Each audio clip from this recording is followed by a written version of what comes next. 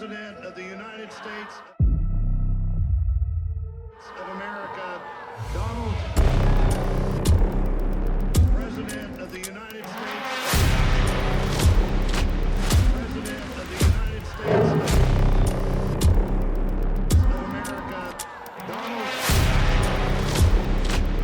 President of the United States.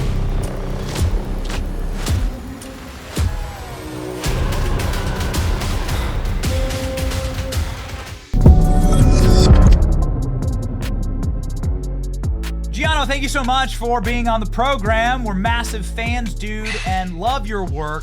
And yeah, I mean, this has got to be a pretty exciting moment for you. You've obviously been talking for a while about this on Fox News, and yeah, the table's yours, Gianno. Like, what's been the moment over the last 48 hours that really like piqued your interest?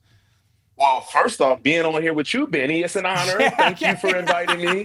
I call you, I text you, you don't answer, you don't write back. And then I realized I don't have your phone number. So That's right. here I am on your show, excited to talk about what's going on. I just got back in from the inauguration, and I got to tell you, the energy is so high. I don't think it's just in D.C. I don't think it's just Trump supporters, Trump voters, people who supported him for many years. I'm hearing from Democrats who would never give Trump the time of day. People who voted for Kamala, people who voted for Joe Biden, they're excited because people see that the country is finally about to be put back onto its feet. We have a president, Donald Trump, who's strong, who's creating a level of strength on the world stage that countries, and including terrorist groups, respect. It's a deterrent. And we haven't seen that in many, many years. So we're really excited. People across the country and world, I believe, are excited to see Donald Trump back in office. Yes. So some of the initial actions that were taken, pardoning of January 6th political prisoners, but followed up very quickly by the ending of all DEI offices, and then the rescinding of an order from LBJ that established affirmative action. The way that we read this is the crystallization of MLK's dream, where you're not going to be judged by your skin color. And that this is the ending of what is truly institutional racism, because it is woven into our institutions, affirmative action and then DEI. So this is actually this is a glorious day to celebrate, right? You know what's surprising, as you mentioned that LBJ piece, I think many people didn't realize that that was an executive order that was still active. Many people didn't, especially after the Supreme Court decision on affirmative action. I thought it was usurped everywhere. But of course, and truly, we should all be judged by the content of our character. It should be merit-based with hiring. And with the federal government in and of itself, it's a bureaucracy that needs to change. And that's why Donald Trump is bringing a culture of change to the federal government. I used to work for the federal government. I worked there for almost a decade at a particular agency. And I can tell you, there's a lot of folks there. It's very difficult to fire people. It's been difficult until Donald Trump brought in that executive order in his first term. There's a lot of people that shouldn't be in there. They don't want to work. They just want to collect a check. That has to come to an end. And this is another action and many, many more actions that Donald Trump is going to take to make our federal government, including DOJ, make our federal government much more efficient, run it a little bit like a business. In some cases, maybe the post office will be privatized. Whatever the case may be, we do need change because the American people, the taxpayers, have not gotten full benefits from the federal government in a manner in which they should. Yeah, it just seems prima facie like, okay, we shouldn't be hiring people based on their skin color. It's like it seems like the ending of that should be celebrated by all sides. But you hear the left screaming and losing their minds over it, including, but not limited to, the priestess that stood up there and lectured and scolded Donald Trump. Apparently, somebody missed a vetting there because this lady's been out and screaming in the streets. Yeah. She's been protesting against Donald Trump, and then she gets a chance to stand up and lecture the president. What did you think when you saw that happen? Well, you know what? When I saw it, I thought it was, as a religious leader, inappropriate. You got this man coming into office who was in office previously, who did a really good job on the economy and many, many other things. He got illegal immigration down. And then you have somebody who's clearly far left, who took an opportunity to throw a dagger at him and his family and his vice president. It was extremely inappropriate. And I'm sure there's going to be many members of that particular parish that are going to leave because I don't want to be preached to about politics when I'm trying to hear about God. That's just not the way this works. And she really should step down, to be honest. That's not okay. Yeah, I don't understand like where you get off thinking that it's your job to lecture the president Exactly from the right. pulpit. Is such I mean, wokeness is such a cancer, but it's such an insane power trip, and that's not what this is about. Like it On day is one. on day I mean, one. like, Yeah. it's just, I'm imagining she was auditioning for a CNN slot, and I'm sure she got it. So here we are. Well, she's on The View, bro. Oh She's my on The gosh. View today. You know that? This No. she's the guest on The View. Oh my gosh. Well, it seemed like she got her talking points from Joy Behar. So I'm sure she and the people on a very, very far left are very happy with that. But the most of Americans don't see the world, especially don't see the United States in a way in which she does. It's a very far leftist view, and it has no business in the church. Yeah, you're right. Here we go. Our producers are putting up clips here. There she is on CNN. She's booking herself all across. Oh, Yeah, so toss she this did up. get her CNN slot Yeah, too. she did go on CNN. She's booking herself all across corporate media. That's what this was all about. Yeah. What an abomination. What a utter desecration of the faith. Anyway, we don't want to focus on the negative. January 6th political prisoners are being reunited with their families. Yeah. We think this is such a wonderful thing. This is arguably, for our show, possibly the greatest action yet taken by President Trump.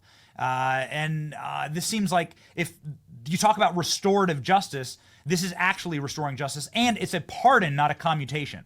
It's saying something bad happened to you. Do you think that these political prisoners, do you think that they should potentially look at civil lawsuits against members of the Biden administration that did this to them and robbed them of their freedom?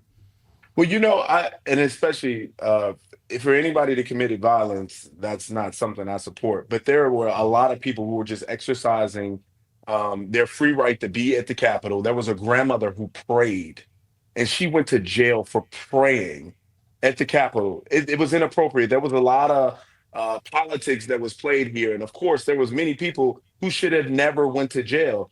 What was it, 1,500 that he pardoned? And I'm pretty sure that none of those people should have went to jail. If you committed violence, that's a different and separate thing. But to exercise your free right was inappropriate. You saw people in a BLM riots who lit courthouses on fire, cop cars, and many other things, like really attack people. And what happened to them? How did they get off scot-free? But if you want to say, listen, I think this is wrong, as an American, you should have that full-on right. You should be thrown in jail for years. You should not be. Yes. It does seem like there's been like a curse lifted from the country. It's like it seems like we're living in America as it was founded, and not this sort of psychotic fever dream that we've been in for the last 10 years. And it's incredibly refreshing and inspiring. Kamala Harris saying she's not done with politics. What's next for Kamala Harris, Gianno? I mean, that's a great question, and people are even asking, what's next for Joe Biden? I got to tell you that I don't think there's anybody more excited about the new administration than Joe Biden. Sleepy Joe finally is going to get a lot of rest, and Kamala Harris, she's going to get out there and run for governor of California. But it seems like her dreams, hopes, and dreams continually goes up in smoke. And you know what? I kept telling people before the election, I said, listen, Kamala Harris' sales pitch is flawed. Vote for me, and I'm going to make everything great on day one. No, do it now, do it now, do it now. And of course, she didn't. But I think if she goes and runs California, she's going to bankrupt that state too. She wants to run for president again. I don't think she has a chance, and I think she's been rejected by the American people, especially when you consider the fact that she didn't do any better than Joe Biden in any jurisdiction. That is a major statement. Bidenomics didn't work, and Kamala Harris doesn't work. So this is not something I think is going to be fruitful for the Democratic Party. They should stop pushing her. It was one of the greatest. It was one of the greatest moments of my life, sitting there inside of a hospital room, because we just had our fourth child, and so we're sitting there and I'm watching Donald Trump give his inauguration speech. And congratulations, and just roasting Joe Biden, Barack Obama, Kamala Harris to their faces, and they just have to sit there and take it. and Hillary Yes. Clinton's there. And having it inside the Capitol, they have to actually be in really tight quarters. Yes. So they have to be a lot closer than they would be otherwise. They're literally in the shot as Donald Trump's doing this. Yes. And it was just It was just 30 straight minutes of just pure savagery. And they just have to shut up and listen. And it was an amazing moment. I mean, it was just And it like, was all, and it was true. It was true. What he was saying was true. And I'm gonna be honest. I think that was one of the best speeches he's ever given. I would say yeah. that was probably the best one he's given. You're speaking before the world. He's consistent. He's hitting all the proper tones. He's talking about what he experienced and what the country's experienced as a result of Joe Biden. And then you got Kamala Harris, who ran, and she's sitting down with Oprah saying if somebody comes in her house, she's going to shoot them. And you better, union member, like all of these different tones to try to relate to the black community. And I'm wondering, is this MADEA runs for president or Kamala Harris? Like, I can't get it. Like, what are you trying to do here? This is a moment that I think Americans can really just hug themselves and say, thank God. We're going to finally get the economy back on track. We had over 100,000 people who have died as a result of an overdose on a drug, which we know drugs, fentanyl coming from China and then through Mexico. An open border has been a disaster for millions of families across the country. And now we got a man who's going to stand on business. And I couldn't be more excited to see this day come, be honest.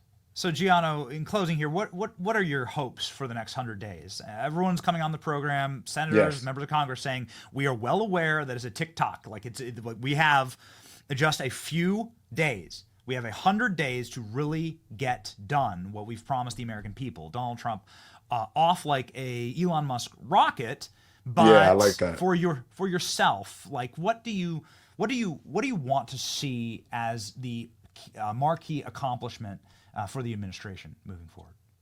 The economy, I think that's going to be a big one. And I think he's already started that by inviting all these businesses. If you're going to spend $1 billion in the United States, we're going to expedite permits, including our environmental.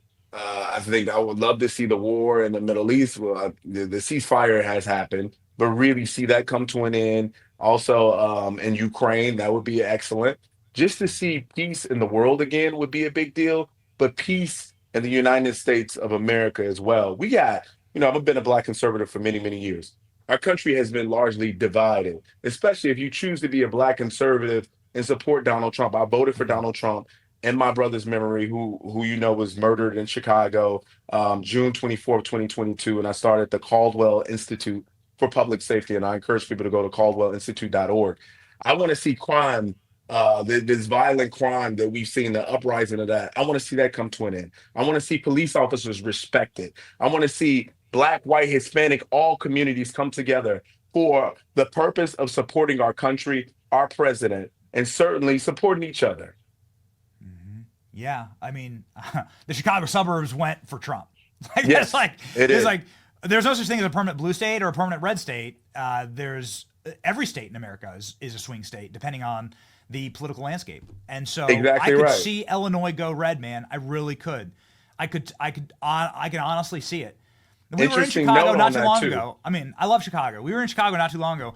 We were staying in downtown Chicago, and I was seeing MAGA hats in Yes. downtown Chicago. Yes. Yes. Like, No, I couldn't 100%. believe it. This Yeah. is not like people that Jesse Smollett paid. Jesse Smollett did not pay them. They did not have Subway sandwiches. These are not black, white supremacists. Yeah, I know. And That's a good one. these are just homies. These are just homies wearing MAGA hats because they were down. They're And it down. was And then amazing to see. you gotta so in the Cook County prison, the Cook County jail, you can, as a pre-detained inmate, you can vote in an election. That precinct went for Trump.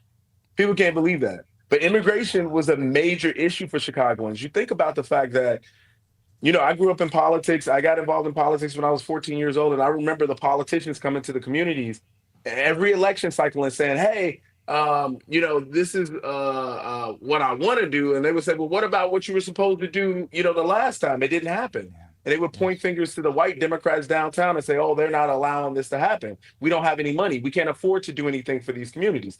But then you got the migrants that comes in. All of a sudden, you find billions of dollars to spend. All of a sudden, you're giving them housing, cars, gift cards, all of these things. But people have been suffering for years and voting for you, and you've done nothing. This is the moment for the divorce of the Democratic Party. African Americans everywhere realize that after this cycle, that this cannot be something that people wholeheartedly support because they don't support us. Republicans do. Donald Trump does, and he made that quite clear in his inauguration speech. African Americans, Latinos, I heard you, and I look forward to working with you in the coming years. The Republican Party is open for business, and we should all go there. Oh, okay. So Barack Obama standing there lecturing you that you're not voting for Kamala Harris, that like you need to vote for Kamala Harris because she comes from the same neighborhoods you do. So apparently all black people grew up in Quebec, I guess, working fake McDonald's jobs. I guess like, you're all Kamala. Everyone's Kamala Harris, right? There's no, like that didn't work. I'm not trying to like rehash history here, but that clip still blew my mind. We went to the neighborhoods in Chicago. We went to the South Side during the DNC convention, and we asked people in Obama's neighborhood. Obama's house was like down the street. His library was like 2 blocks over. And we asked them about Obama. We couldn't find a single person in 3 hours of asking that liked Barack Obama in his own neighborhood in the South Side of Chicago. I mean, that's a major statement. I guess he's broke, man. The Obama brand's broke. Well, he had the Joe Biden, if you don't vote for me, you ain't black moment. That's what that really was. And people rejected it. Stephen A. Smith, he's a friend of mine. I talked to him. He rejected it. Many other folks who are prominent voices or not rejected that theory. It shouldn't be that we have to vote for a particular party because of the color of our skins. To the point of how this moment between you and I started, it shouldn't be about race. It should be about policy. How are we going to benefit all Americans? People who are paying taxes. We got to lower taxes. We got to make sure we have an immigration system that works. We have to ensure that there's not violence in our communities. We got to bring inflation down. There's so many priorities that the American people have given to President Trump with this massive victory, and I'm looking forward to him accomplishing all of those things. Yeah, that's what everyone said. With Trump, we had money. Is the video. With Trump, we had money. With Trump, we had money. With Obama, we were broke. And this is from Obama's. Even the kids were like, we want Trump. We want Trump. From the cars, they're like jumping in the microphone. I saw we want this. Trump. I remember that. It's crazy. It was crazy, bro. Okay, final question. When are you running for mayor of Chicago? You know, I have to pray about that. People have been asking. You can see it all over my social media at Gianno Caldwell. That was a plug. Gianno Caldwell, Caldwell.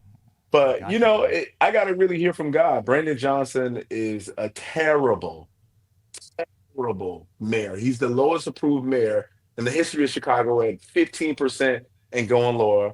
We know that violent crime has been an issue in Chicago for many, many years, and my family has paid the price for these policies pushed by progressives, like the no chase policy in Chicago, where police officers, if they see a crime taking place or see someone who committed a crime in their cars, they have to call into their supervisor to get permission to pursue them, whether they be on foot or car. Or you think about the Safety Act in the Illinois that has no safety in it, which allows for less penalties or no penalties at all for many crimes, including no bail laws. There's an extreme progressive agenda in Chicago, which has suffocated the people of Chicago. It has suffocated the people of Illinois. And the only way for us to get back on track is to be tough on crime and say no to the unions. Enough is enough. And the people of Chicago has paid the price too long. Sounds like a campaign speech to me. Whenever you launch that, Chicago's a place that's near and dear to my heart, man. I grew up around Chicago, traveling to Chicago. I still travel to Chicago. The Trump property there is where we stay. It's amazing. I think it's probably Trump's best property in the world. I love that city, and you'll never get another Chicago. It's not like you can rebuild it. You'll never have. Right. You either save the one we have, or you let it descend to the orcs. You let it descend to these people that are civilizational destroyers, and so. I want to save Chicago. So let me know when you run, and I'll be your first donor. Oh, I'm gonna call you. I'll text you. Answer. I'll kick you your first Bitcoin, man. for the run. Thank you, Gianna. Thank you, Benny. I enjoyed it. It's been inspiring, man. Everybody go hop on over here and follow. 200,000 Americans already follow along, and ladies and gentlemen, this is a man that's going to move and shake things up. Thank you, brother. I really appreciate you.